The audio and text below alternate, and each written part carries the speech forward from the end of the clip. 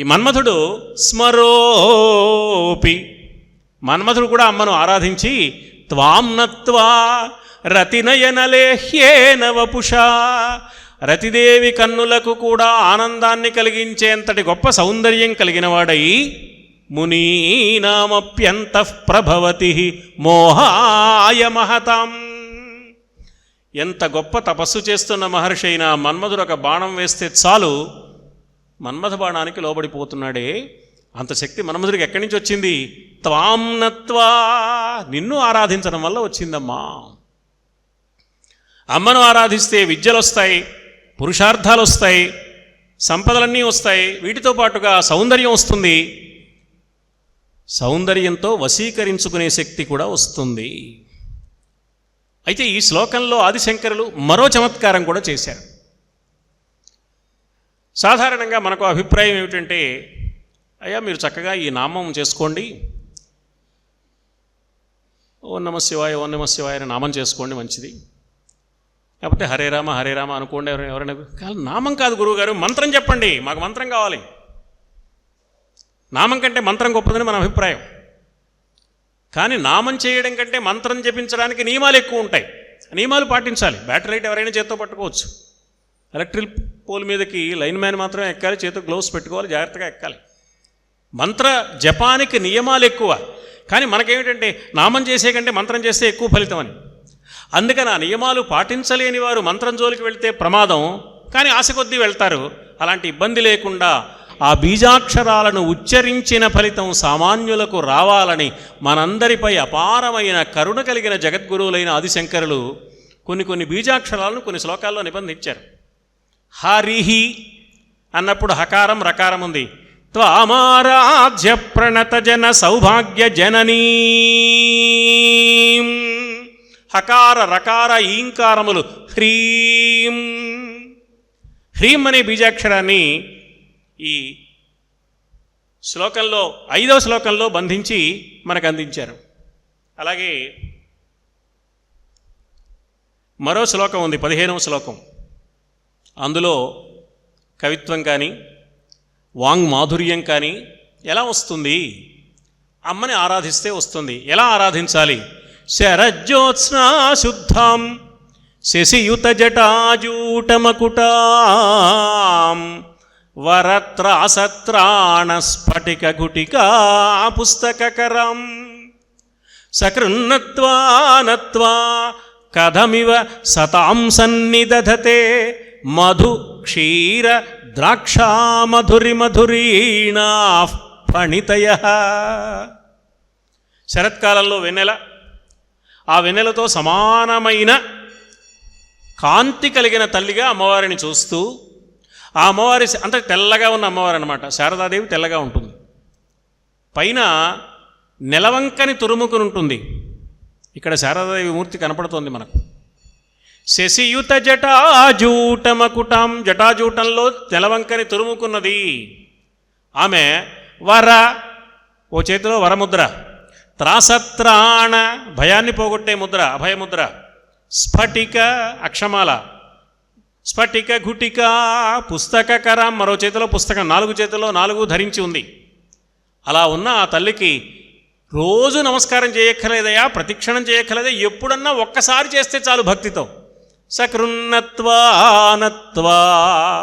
ఒక్కసారి నమస్కరించినా కూడా కథమివ సతాం సన్నిదధతే, అతడికి రాకుండా ఎందుకుంటుంది? ఏమిటి వస్తుంది అంటే మధు క్షీర ద్రాక్ష మధురి మధురీణా ఫణితయ. మధు అంటే తేనె, క్షీరం అంటే పాలు, ద్రాక్ష అంటే ద్రాక్ష. ఈ మూడింటిలో ఎంత మాధుర్యం ఉందో అటువంటి మాధుర్యం కలిగిన వాక్కులు అతనికి లభిస్తాయి. అతను మాట్లాడితే అలా ఉంటుంది, కవిత్వం రాస్తే అలా ఉంటుంది. అమ్మవారి అనుగ్రహం బాగానే ఉందండి. లడ్డూ జిలేబీ హల్వా అని చెప్పకుండా మధు క్షీర ద్రాక్ష అన్నారేమిటి శంకరాచార్యుల వారు? ఆయనకి అవి ఇష్టమేమో, ఎవరికి ఏది ఇష్టమైతే అవి చెప్తారు కదా. అంటే మధు క్షీర ద్రాక్ష అని చెప్పడంలో ఒక విశేషం ఉంది. మాధుర్యం మాత్రమే కాక మధు అంటే తేనెలో ఒక చిక్కదనం ఉంటుంది. కవిత్వం చెప్పినా, ప్రసంగం చేసినా, గ్రంథరచన చేసినా, వ్యాఖ్యానం చేసిన అవసరమైన విషయం తప్ప లోకాభిరామాయణం జోలికి వెళ్ళి పిట్టకథలు గంటన్నర, అసలు విషయం 10 నిమిషాలు చెప్పకూడదు. చిక్కదనం పోతుంది దాంట్లో. అందుకని మధు అమ్మవారి అనుగ్రహంతో లభించే వాగ్వైభవం, కవితా వైభవం ఎలా ఉంటుంది అంటే చిక్కదనాన్ని కలిగి ఉంటుంది. వ్యర్థమైన విషయాలు ఉండవు. అమ్మో పర్వాలేదుండోయ్, ఈయన సౌందర్యలహరిని గురించి కూడా కొద్దిగా చెప్పారు అనుకోకూడదు. సౌందర్యలహరి చెప్పాలి. అలాగా వ్యర్థ విషయాల జోలికి పోకుండా చిక్కదనంతో ప్రధానమైన అంశం ఎదుటివారిలో నాటుకునేట్టుగా ఉండాలి. కవిత్వం రాస్తే, ప్రసంగం చేస్తే, వ్యాఖ్యానం చేస్తే అమ్మవారి అనుగ్రహంతో అటువంటి వాగ్వైఖరి లభిస్తుంది సుమా. క్షీర పాలు తెల్లదనం కలిగి ఉండి స్వచ్ఛతకు సంకేతంగా ఉంటాయి. మనం మాట్లాడే మాట, మనం రాసే కవిత, మనం చేసే వ్యాఖ్య ఎదుటివారి మనస్సులో పవిత్రమైన భావాలను పుట్టించేదిగా ఉండాలి సుమా. ద్రాక్ష తేలిగ్గా అర్థమయ్యేట్టు ఉండాలి. ఆయన ఏదో మహాపండితుడు కానీ మనకేం అర్థం కాలేదండి అంటే ప్రయోజనం లేదు. ఆయన ఎంత పండితుడో మనకు కూడా విషయాలన్నీ తెలియాలి. మన స్థాయికి దిగివచ్చి 3 ఏళ్ల పిల్లవాడికి ఎలా పెట్టాలో, 30 ఏళ్ల పిల్లవాడికి ఎలా పెట్టాలో తల్లికి తెలిసి ఉంటుంది. ఉత్తముడైన కవి కూడా అంతే, ఉత్తముడైన వ్యాఖ్యాత కూడా అంతే. అలా అమ్మవారి అనుగ్రహంతో మధు క్షీర ద్రాక్ష మధురి మధురీణ ఫణితయ అవి లభిస్తాయి. అటువంటి వాగ్వైఖరి లభిస్తుంది. ఈ శ్లోకంలో కూడా శరజ్యోత్స్న అని ప్రారంభించారు. శకార రకారాలు. శరజ్యోత్స్న శుద్ధాం శశియుత జటాజూటమకుటం, చంద్రుడితో కలిసి ఉన్నా. మన సంప్రదాయం ప్రకారం చంద్రుడు అంటే 0, శకార రకారాల పక్కన 0 ఉంది. జటాజూటమకుటం, జటాజూటాన్ని ధరించింది. జటాజూటం ఎలా ఉంటుందండి? ఇలా ముడివేసి పైదాకా వచ్చి ఇలా ఉంటుంది. అంటే సరిగ్గా దేవనాగరి లిపిలో ఈ ఎలా ఉంటుందో జటాజూటం అలా ఉంటుంది. శరజ్యోత్స్నా శుద్ధాం శశియుత జటాజూటమకుటం అన్న మొదటి పాదంలో జగద్గురువులైన ఆచార్య శంకరులు శకార రకార ఈకారముల పక్కన బిందు ఉన్న శ్రీం అనే బీజాక్షరాన్ని నిబంధించారు. శ్రీం అనే బీజాక్షరాన్ని ఉచ్చరిస్తే కలిగే ఫలితం శరజ్యోత్స్నా శుద్ధాం అనే శ్లోకం చదువుకున్నంత మాత్రాననే మంత్రాలను, బీజాక్షరాలను ఉచ్చరించే అర్హత, అవకాశము, శక్తి, సామర్థ్యాలు లేనివారు కూడా ఆ ప్రయోజనం పొందాలి అనే కారుణ్యంతో, లోక కారుణ్య దృష్టితో ఆచార్య శంకరులు ఇందులో శ్రీం అనే బీజాక్షరాన్ని నిబంధించారు. అలాగే ఐం, క్లీం, సౌహు ఈ బీజాక్షరాన్ని నిబంధించారు. మరో శ్లోకంలో క్రీం అనే బీజాక్షరాన్ని నిబంధించారు. 20వ శ్లోకంలో కిరంతీ మంగేభ్యః కిరణనికురంబామృతరసం హృదిత్వాం ఆధత్తే హిమకర శిలామూర్తిమివయః ససర్పాణాం దర్పం శమయతి శకుంతాధిపైవ జ్వరపృష్టాన్ దృష్ట్యా సుఖయతి సుధాధరశిరయ. అమ్మవారిని ఆరాధిస్తే విద్యలు వస్తాయి, సంపదలు వస్తాయి, రకరకాల ప్రయోజనాలు కలుగుతాయి, సౌందర్యం వస్తుంది, వశీకరణ శక్తి లభిస్తుంది. అమ్మవారిని ఆరాధిస్తే మధురమైన వాగ్వైఖరి లభిస్తుంది. ఇలా వరుసగా చెప్పుకుంటూ అమ్మవారిని ఆరాధిస్తే ఆ సాధకుడు ఎంతటి వాడవుతాడంటే అమ్మ యొక్క దివ్య అనుగ్రహం వల్ల ఎదుటివారు బాధలు పడుతుంటే బాధలు పడుతున్న వారిని తన కంటితో చూచినంత మాత్రాన, తన చేతితో తాకినంత మాత్రాన వారి బాధలు పోగొట్టగలిగిన మహానుభావుడు కాగలుగుతాడు సుమా. సాధూనాం దర్శనం పుణ్యం స్పర్శనం పాపనాశనం అన్నారు. శుకయోగీంద్రుల వారు వచ్చిన వెంటనే పరీక్షిన్ మహారాజు ఒక మాట అంటాడు. వారం రోజుల్లో చచ్చిపోవడానికి సిద్ధంగా ఉన్నాడు. సిద్ధంగా ఉన్న పరీక్షిన్ మహారాజు శుకయోగిని చూడగానే అవధూతోత్తమ మంటి నేడు నేను బతికిపోయానయ్యా అంటున్నాడు. బతికిపోవడం ఏమిటి? వారం రోజులు చావడానికి సిద్ధంగా ఉన్నాడు. అంటే బ్రతుకు యొక్క పరమార్థం లభించడమే బ్రతకడం తప్ప ఊరికే బతికుండడం కాదు. బ్రతుకు యొక్క పరమార్థం లభించిందయ్యా, మోక్షం పొందడానికి ఏం తెలుసుకోవాలో తెలియజేసే మహానుభావుడు నువ్వు వచ్చావు ఈనాటికి. అవధూతోత్తమ మంటి నేడు, ఎందువల్ల మేము డాయంగంటి, మీరు నా సమీపానికి వచ్చారు, మీరు దగ్గరగా వస్తే చూసే భాగ్యం కలిగింది. మీ వంటి విప్రవరున్ పేర్కొనునంతటన్ భసితమౌ పాపంబు నాబోటికిన్. నాలాంటి వాడు ఎన్ని భయంకరమైన పాపాలు చేసినా కూడా ఒక్కసారి మీ పేరు స్మరిస్తే చాలు పాపాలన్నీ పటాపంచలవుతాయి. మీ వంటి విప్రవరున్ పేర్కొనునంతటన్ భసితమౌ పాపంబు నాబోటికిన్. భవదాలోకన భాషణ అర్చన పద ప్రక్షాళనాది విధానంబుల ముక్తి చేపడుట చింతింపంగ ఆశ్చర్యమే. మీ పాద ప్రక్షాళనం చేసి ఆ ఉదకాన్ని శిరస్సును చల్లుకుని మీతో మాట్లాడుతూ మిమ్మల్ని సమీపంగా దర్శిస్తూ మీ స్పర్శను అనుభవిస్తుంటే మోక్షం వస్తుందనలో సందేహం ఏమున్నది గనుక. మహనీయులకు ఇటువంటి దివ్యమైన శక్తి అమ్మ యొక్క కరుణతో లభిస్తుంది అంటున్నారు ఆదిశంకరులు. కిరంతీం అంగేభ్యః కిరణనికురుంబామృతరసం హృది త్వాం ఆధత్తే హిమకరశిలామూర్తిమివయః. అమ్మవారిని మంచుతో కూడిన ఒక విగ్రహంగా భావన చేయాలి. ఆ మంచులో నుంచి, ఆ చల్లదనంలో నుంచి చల్లని వెలుగు కిరణాలు అలా వ్యాపిస్తున్నాయి అని మనస్సులో భావన చేసి ఆ ధ్యానమూర్తి అలా ఉంటుందన్నమాట.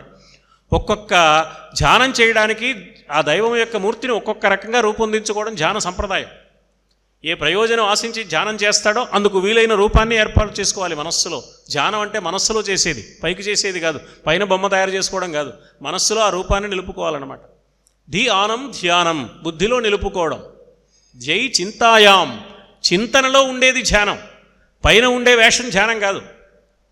పైన ఉండే పూజామందిరంలోనో లేకపోతే ఆలయంలోనో అమ్మవారికో దేవతామూర్తికో చేసే అర్చనలో అలంకారాలు చాలవు.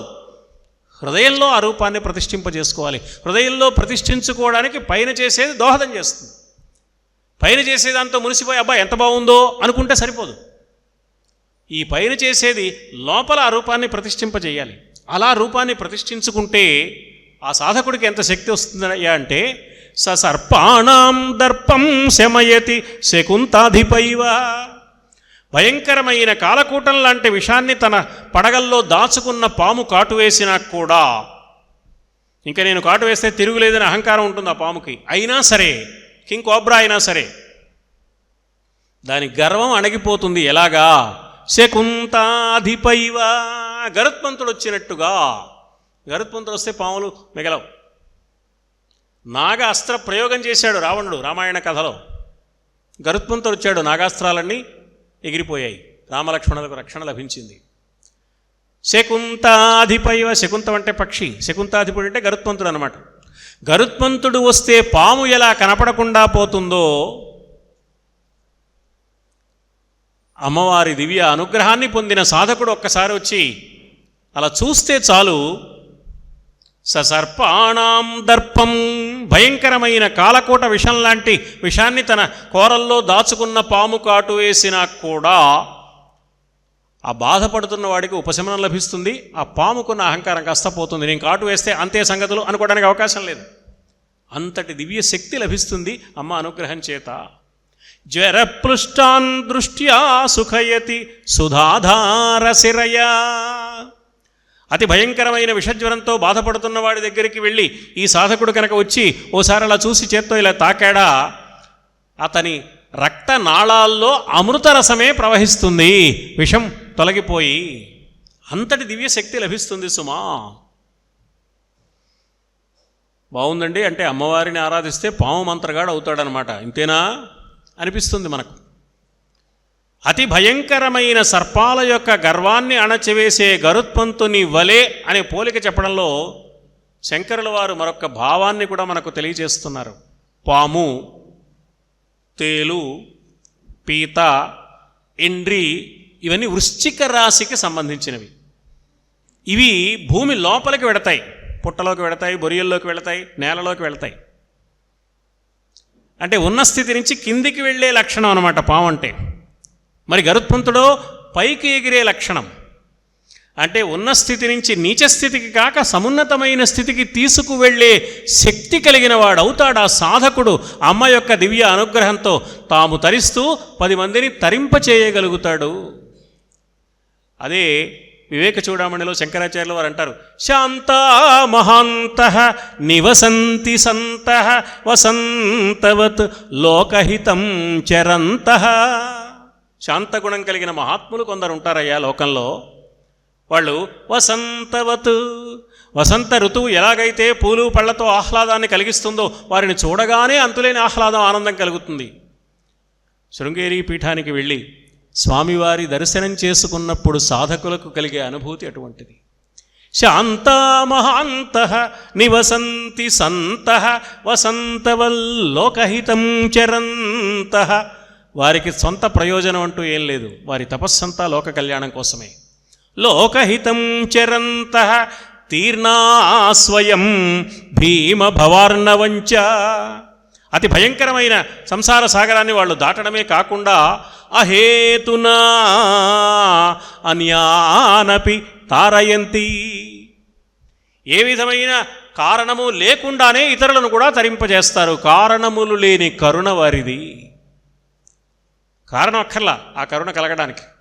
అకారణమైన కారుణ్యం కలిగిన వారు మహానుభావులు. అలాంటి వారు అమ్మవారి అనుగ్రహానికి నోచుకున్నవారు అవుతారు, అమ్మను నిరంతరం చింతన చేసిన వారు అనే సత్యాన్ని చెప్పడానికి ఈ మాట చెప్పారు. ఈ శ్లోకంలో కూడా కిరంతీం అన్నప్పుడు కకారము, రకారము, ఈంకారము, క్రీం అనే బీజాక్షరం నిబంధించారు. ఇలా ఎన్నో బీజాక్షరాలు సౌందర్యలహరిలోని వివిధ శ్లోకాలలో నిక్షిప్తం చేసి ఆ శ్లోక పారాయణం మాత్రం చేతనే దివ్యమైన మంత్రోచ్చారణ ఫలం సామాన్యులైన వారికి రావాలన్న కరుణ ఆదిశంకరులకు ఉంది అని చెప్పడానికి సాక్ష్యమిచ్చే శ్లోకాలు అవి. ఇలా చెప్తూ అమ్మవారిని ఆరాధిస్తే కలిగే ప్రయోజనాలు రకరకాలుగా వివరిస్తూ అయినా ఒక చిత్రమైన మాట అన్నారు 13వ శ్లోకంలో. అమ్మా, నిన్ను ఆరాధిస్తే ఏం జరుగుతుందో తెలుసా? నిన్ను బాగా ఆరాధించే భక్తుడికి నీ కరుణ కలిగిందా, అతడు చాలా వృద్ధుడైనా సరే 98 ఏళ్లవాడు, కదలలేడు, బొత్తిగా చూడలేడు, చూడడానికి రోతగా ఉంటాడు, ఏ పని చెయ్యలేడు, ఎందుకు పనికిరాడు. నరం వర్షీయాంసం. వర్షీయాంసం అంటే అది ఎన్నో ఏళ్ళు వచ్చినవాడు అనమాట. ఈ వర్షీయాంసం శబ్దాన్నే శ్రీశ్రీ గారు మహాప్రస్థానంలో భిక్షు వర్షీయసి అన్నారు. ఎన్నో ఏళ్ళు వచ్చిన ముసలి బిచ్చగత్తే. శ్రీశ్రీ గారు రాసింది ఆధునిక కవిత్వం అనుకుంటాం, కానీ అన్ని సంప్రదాయంలో పదాలే తీసుకున్నారు ఆయన. భిక్షు వర్షీయసి అన్నాడు. మనకేం అర్థం కాదు. అందరికీ అర్థం ఏంటి రాస్తాడండి శ్రీశ్రీ గారు, విశ్వనాథ్ వారు రాస్తే అర్థం కాదనుకుంటాం. శ్రీశ్రీ గారు మాత్రం హెడ్డింగే అర్థం కాలేదు. భిక్షు వర్షీయసి అంటే ఎన్నో ఏళ్లున్న ముసలి బిచ్చగత్తి అనమాట పాపం. ఈ వర్షీయ శబ్దం చాలా గొప్పది సంస్కృత భాషలో. నరం వర్షీయాంసం, చాలా ఏళ్లున్న ముసలివాడు. నయన విరసం, చూడ్డానికి రోతగా ఉన్నాడు. నర్మ సుజడం, రహస్యమైన దాంపత్య క్రీడలో సామర్థ్యం లేనివాడు, ముసలివాడైపోయాడు కదా. అలాంటి వాడు తవ అపాంగాలోకే పతితం. ఒక్కసారి నీ కరుణకు నోచుకున్నాడా, నీ కడగంటి చూపు అతని మీద ప్రసరించిందా? అమ్మా, అనుధావంతి శతశః యువతయః. వందలాది మంది యువతులు అతని వెంట పడతారు. అంతటి అందం కలిగిన వాడు అయిపోతాడు. అతని ముసలితనం ఏమైందో తెలియదు, చూడ్డానికి రోతగా ఉండే శరీరం ఏమైందో తెలియదు, మన్మథ కళలో ఏ విధమైన పాండిత్యం లేనివాడుగా ఉన్న స్థితి ఎలా మారిపోయిందో తెలియదు. కానీ 100 మంది ఇతడే కావాలని వెంటపడతారు. ఎలా వెంటపడతారయ్యా? గళద్వేణీబంధాః. అతని కోసం పరిగెత్తుకెళ్లే ప్రయత్నంలో కొప్పుముడి జారిపోతున్నా కూడా పట్టించుకోరట. కుచకలశ విస్రస్త శిచయః. బయట కొంగు జారిపోతున్నా గమనించరట. హఠాతృట్యత్కాంచో విగళిత దుకూలా. ఈ వేగంగా పరిగెత్తే ప్రయత్నంలో చీర ముడి విడిపోతున్నా కూడా గమనించుకోకుండా పరుగులు తీస్తారు 100 మంది యువతులు ఇటువంటి వృద్ధుడి కోసం. ఓహో, అమ్మవారిని ఆరాధిస్తే ఇది గొప్ప ప్రయోజనం అన్నమాట అని మనకు అనిపించి, ఇంత చౌకబారు విషయాలు అమ్మవారిని ఆరాధిస్తే కలుగుతాయని శంకరుల వారు చెప్పవచ్చునా? శంకరుల వారు ఇలాంటి శ్లోకం చెప్తారా? అబే లేదండి, ఇది ప్రక్షిప్తం అండి, ఎవరో రాశారంటారు. కాదు, శంకరులే రాశారు. పైకి ఇలా కనపడుతున్న ఈ శ్లోకం చాటున ఒక అద్భుతమైన భావాన్ని నిక్షిప్తం చేశారు ఆదిశంకరులు. చూడ్డానికి రోతగా ఉండే ఏళ్ళు మీరిన ఆ వృద్ధుడికి 3 లక్షణాలు చెప్పారు. మొట్టమొదటిది నరం వర్షీయాంశం, బాగా ఏళ్ళు మీరినవాడు. బాగా ఏళ్ళు మీరినవా అంటే ఈ జన్మలో 80 ఏళ్ళో 90 ఏళ్ళో వచ్చినవాడు కాదు. కిందటి జన్మలో ఎన్నేళ్ళు ఉన్నాడో, ఆ ముందటి జన్మలో ఎన్నేళ్ళు ఉన్నాడో, ఎన్నో ఏళ్ళుగా ఎన్నో జన్మలుగా అజ్ఞానాన్ని పోగు చేసుకుని అలా అజ్ఞానంలో మునిగిపోయినవాడు. నయన విరసం, చూడ్డానికి రోతగా ఉండేవాడు మాత్రమే కాదు, అతడి చూపే రోతగా ఉంటుంది. అసలు దేన్ని సరిగ్గా చూడలేడు, ఏ మంచి విషయాన్ని చూడలేడు. అబ్బో ఆయన చాలా మంచివాడండి, దాన ధర్మాలు చేస్తున్నాడు అంటే వీడేమంటాడంటే దుబారా చేస్తున్నాడండి అంటాడు. ఈయన మంచి పొదుపురండి, జాగ్రత్తగా ఉంటాడు, అనవసరంగా డబ్బు ఖర్చు పెట్టండి, పద్ధతిగా ఉంటాడు, ఒట్టి పిసిని కొట్టండి అంటాడు. ఈయన బాగా అందరితో కలుపుగోలుగా మాట్లాడతాడంటే ఒట్టి వాగుడు కాయండి అంటాడు. ఆయన అనవసరంగా మాట్లాడండి అంటే ఆయనకి బడా ఎక్కువ అండి, అలా బిగించి కూర్చుంటాడు అంటాడు. ఏ మంచిని చూడనమాట వాడు. నయన విరసం అంటే వాడి చూపులకు మంచి కనపడదు అసలు. అలాంటి వాడు అజ్ఞానం యొక్క లక్షణం అది. నయన విరసం నర్మ సుజడం, రహస్యమైంది భార్యాభర్తల యొక్క దాంపత్య క్రీడ మాత్రమే కాదు, రహస్యం, అన్నిటికంటే రహస్యమైంది మోక్షం. రాజవిద్య రాజగుహ్య యోగం, మౌనం చైవాస్మి గుహ్యానాం, భగవద్గీత చెప్పింది. అన్ని రహస్యాల్లోకి గొప్ప రహస్యం మోక్షమే. అంటే మోక్ష విద్యని గురించి అస్సలు ఏమీ తెలియనివాడు అనమాట. గళద్వేణీ బంధాః, కొప్పుముడి జారిపోతున్నా. ఈ కొప్పుముడి జారిపోయేది వెంటపడే యువతలకు కాదు. నరం వర్షీయాంశం గళద్వేణీ బంధాః, మొదటి రెండు చెప్పుకోవాలి. అక్కడ మొదటిది, ఇక్కడ మొదటిది. ఎన్నో జన్మలుగా అజ్ఞానాన్ని బాగా పోగు చేసుకున్న అతడికి గళద్వేణీ బంధాః, ఈ కేశపాశానికి సంబంధించిన డుల్లు వదిలిపోతుంది. తలలో నుంచి వచ్చేవి రెండు, ఒకటి వెంట్రుకలు, రెండు సంకల్పాలు. అందుకే తిరుమల క్షేత్రానికి వెళ్ళి శుభ్రంగా జుట్టంతా ఇచ్చేస్తాం. జుట్టు ఇచ్చాం బాగానే ఉంది, కానీ బుర్రలో ఉన్న ఆలోచనలు ఇచ్చామా? కూడని ఆలోచనలన్నీ అలాగే ఉన్నాయి కదా. అందుకే వేమన్న గారు ప్రశ్నించారు, తలలు బోడులైన తలపులు బోడులా.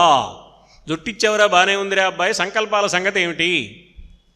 కాబట్టి కేశపాశము వదిలిపోయింది అంటే సంకల్పరహితమైన స్థితి లభించిందనమాట. మోక్ష సామ్రాజ్యం పొందడానికి సాధకుడికి మొట్టమొదటి అర్హత సంకల్పరాహిత్య స్థితి. అందుకని గళద్వేణీ బంధాః అనేది సంకల్పరాహిత్యమైన స్థితికి ఆలంకారికమైన ఒక అద్భుతమైన ప్రయోగం. రెండవది నయన విరసం, చూడ్డానికి రోతగా ఉన్నవాడు మాత్రమే కాదు, ప్రపంచం మొత్తాన్ని రోతగా చూసేవాడు, అన్నిటినీ తప్పుగా చూసేవాడు. నర్మ సుజడం, అతడికి నయన విరసం, అతడికి ఏమవుతుంది అంటే కుచకలశ విస్రస్తసిచయః, బయట కొంగు జారిపోతున్నా అంటే వక్షస్థలం మీద అడ్డుగా ఉన్న ఆచ్ఛాదన తొలగిపోయి పవిత్ర భావము హృదయంలోకి రావడానికి అడ్డుకునే కొన్ని కూడని భావాలు పేరుకుపోయాయి ఇప్పటి వరకు అతనికి. అవన్నీ తొలగిపోయి అతని హృదయంలో పవిత్ర భావం ఏర్పడుతుందన్నమాట. ఆ తర్వాత చీర కొంగు జారిపోతున్నా అన్నారు. అతడు నర్మ సుజడం, మోక్షాన్ని గురించి బొత్తిగా తెలియని వాడికి చీర కొంగు జారిపోతున్నా కూడా యువతలు పరిగెత్తుకొస్తున్నారు అంటే వస్త్రము మాయకు సంకేతం. మన సంప్రదాయంలో పరీక్షిన్ మహారాజు ప్రాయోపవేశం చేసినప్పుడు శుకయోగీంద్రుల వారు వస్తుంటే పోతన్న గారు చమత్కారమైన వర్ణన చేశారు. గెరవ్రాసి మాయనంగీకరించని భంగి వసనంబు కట్టకే వచ్చువాడు. మాయను నేను అంగీకరించని చెప్పటానిక అన్నట్లుగా దిగంబరుడై వస్తున్నాడు, ఏ వస్త్రాలు లేకుండా. శుకయోగీంద్రుల వారికి ఒంటి మీద గోచి కూడా లేదు. వస్త్రము మాయకు సంకేతం. చీరముడి జారిపోతున్న యువతులు వస్తున్నారు అంటే ఇతన్ని ఆవరించి ఇన్ని జన్మలుగా పట్టి పీడిస్తున్న మాయ తొలగిపోయి మోక్ష సామ్రాజ్య అర్హత సిద్ధిస్తుంది. అంటే అమ్మను ఆరాధిస్తే జన్మజన్మల అజ్ఞానం తొలగిపోతుంది. చూపు స్పష్టమై చూడవలసిందేదో చూస్తాడు, సత్యాన్నే చూస్తాడు, ధర్మాన్నే చూస్తాడు, సక్రమంగా ప్రవర్తిస్తాడు. మనస్సులోని సంకల్పాలన్నీ తొలగిపోతాయి, చక్కని సంకల్పాలు ఏర్పడతాయి, సంకల్పరహితమైన దివ్య స్థితి లభిస్తుంది, మోక్ష సామ్రాజ్యానికి అర్హత సిద్ధిస్తుంది అని చెప్పడం ఆచార్య శంకరుల అభిప్రాయం తప్ప అశ్లీల శృంగారాన్ని వర్ణించడం ఆచార్యుల వారి అభిప్రాయం ఎంతమాత్రం కాదు అని మనకు అర్థమవుతుంది. అంతటి కరుణ అమ్మవారికి. ఎంతటి కరుణండి అమ్మవారికి! ఎన్నాళ్ళు ప్రార్థించాలండి అమ్మవారిని? ఎన్నో ఏళ్ళు ఎన్నో జన్మలు చేస్తే కానీ అమ్మ కరుణ కలగదంటారా అంటే అది నిజమే. కానీ అమ్మకు మాత్రం అపారమైన కరుణ కాబట్టి నువ్వు ఒక్కసారి అంటావా లేదా అని చూస్తుంది అంతే. ఒక్కసారి అంటే చాలా ఆమె కరుణించేస్తుంది. ఒక్కసారి కూడా నువ్వు ఒక్క అడుగు వేవయ్యా 10 అడుగులు వేస్తానంటుంది అమ్మవారు. మనం మిగతా అన్ని విషయాల్లో సిద్ధహస్తులం, కానీ దైవారాధన విషయంలో బద్ధకస్తులం కదా. అందుకని మనం ఏమంటామంటే, ఎలాగో 10 అడుగులు వేయడానికి సిద్ధంగా ఉన్నావు కదమ్మా, నీ వేయాలనుకున్న ఒక అడుగు కూడా నువ్వే వేసేద్దు అనే పరిస్థితి మనది. అందువల్ల మనం ఏ ప్రయత్నం చెయ్యం. కాస్త ప్రయత్నం చేస్తే చాలు, ఒక్క మాట అంటే చాలు అమ్మవారు పరవశించిపోతుంది అనమాట. 22వ శ్లోకంలో 21వ శ్లోకంలో ఆ అద్భుత సత్యాన్ని చెప్పారు జగద్గురువులు. భవాని త్వం దాసేమయి వితర దృష్టిం సకరుణాం ఇతి స్తోతుం వాంఛన్ కథయతి భవానిత్వమితి యః. ఒక భక్తుడు వచ్చాడు అమ్మవారి దగ్గరికి. అమ్మవారికి ఉన్న పేర్లలో భవానీ ఒక పేరు. భవాని, అమ్మా, త్వం దాసేమయి, నువ్వు నాకు ఇవ్వమ్మా, వితర దృష్టిం, కరుణతో అని ప్రార్థించడానికి వచ్చాడు. అని ప్రార్థిస్తున్నాడు, మొదలుపెట్టాడు. నువ్వు ఇవ్వమ్మా, ఏమి ఇవ్వాలో ఇంకా అడగలేదు అతను. అమ్మవారు ఎప్పుడెప్పుడు వీడు నోరు తెరిచి అడుగుతాడని ఎదురు చూస్తోంది కదా, అడిగేశాడు అనుకుంది. ఏమడిగాడు అనుకుందిటే అమ్మవారు? సంస్కృత భాష యొక్క గొప్పతనం. సంస్కృతం మృత భాష అని ఆధునికులు పెద్ద హడావిడి చేస్తున్నారు. పెద్దలు గురువుగారు జమ్మలమూడి మాధవరామ శర్మ గారు అనేవారు, సంస్కృతం మృత భాష అనుకునేవాడు మృతుడు, కానీ సంస్కృతం మృత భాష కాదు, సంస్కృతం అమృత భాష చెప్పేవారు. సంస్కృతంలో మాట్లాడేవారు. మొదట 10 నిమిషాలు సంస్కృతంలో మాట్లాడే కానీ తెలుగులో మాట్లాడేవారు కదా ఆయన. సంస్కృతం మృత భాష కాదయ్యా, సంస్కృతం మృత భాష అనుకున్నవాడు మృతుడవుతాడు, వాడు ఉపయోగం కోల్పోతున్నాడు. సంస్కృత భాష అంత గొప్పది. సంస్కృత భాషలో భవానీ అంటే ఓ అమ్మా అని పిలుపు. అది క్రియాపదంగా మారితే భూధాతువు యొక్క క్రియాపదం భవాని అంటే నేను అగుదును గాక, భవాని భవావ భవామా. అమ్మగారి ముందు సంస్కృతాన్ని గురించి నేను మాట్లాడడం కొంచెం సాహసమే. భవాని అని అడుగుతున్నాడు, నేను అగుదును గాక, నేను నువ్వే అయిపోవాలని అడుగుతున్నాడు. అంటే సాయుధ్యం కోరుతున్నాడు, మోక్షం కోరుతున్నాడు అనుకుని అమ్మవారు అతని కోరిక పూర్తి కాకుండానే తదైవత్వం తస్మై దిశసి, అతనికి వెంటనే ఇచ్చేస్తావమ్మా. ఏమిస్తావు? నిజ సాయుజ్య పదవీం. అది ఎలాంటిది అంటే ముకుంద బ్రహ్మేంద్ర స్ఫుటమకుట నీరాజిత పదాం. బ్రహ్మేంద్రాది దేవతలంతా ఏ పాదపద్మాల దగ్గర కూర్చొని నిరంతరం ఆరాధిస్తూ ఉంటారో ఆ పాదపద్మాల సాయుధ్యాన్ని అమ్మ అనుగ్రహిస్తుంది. లలితా సహస్రనామ స్తోత్రంలో అమ్మవారి నామాల్లో సద్యః ప్రసాదిని, వెంటనే ఇస్తుంది. ఇంకా చాలలేదు, వ్యాసుల వారికి తృప్తి కలగలేదు. క్షిప్ర ప్రసాదిని, క్షిప్ర అంటే తక్షణం కాదు, ఆ క్షణమే, మరుక్షణం కాదు, ఆ క్షణంలోనే ఇస్తుంది అనమాట. అప్పటికప్పుడే ఇచ్చేస్తుంది. అంత కరుణ అమ్మవారికి.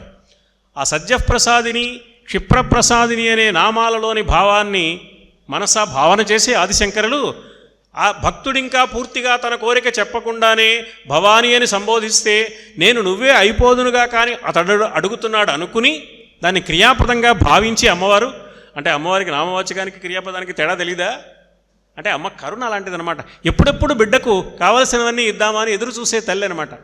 అందుకని వెంటనే అతనికి మోక్షం ఇచ్చేస్తుంది. అంతటి కరుణామూర్తి అమ్మ. ఎవరైనా మహాత్ముల గురించి మనం వివరాలు చెప్పిన తర్వాత మనం అడిగే ప్రశ్న మరొకటి ఉంది. వెళ్తే ఏం ప్రయోజనం అండి? ఎవరైనా ప్రయోజనాలు పొందిన వారు ఉన్నారా? అవన్నీ చెప్పారు. అవునండి, బాగానే ఉంది. వారు ఎక్కడ ఉంటారు? అడ్రస్ చెప్తారా? ఫోన్ నెంబర్ ఇస్తారా? లొకేషన్ మ్యాప్ పంపిస్తారా? ఇది కదా మనం అడుగుతాం.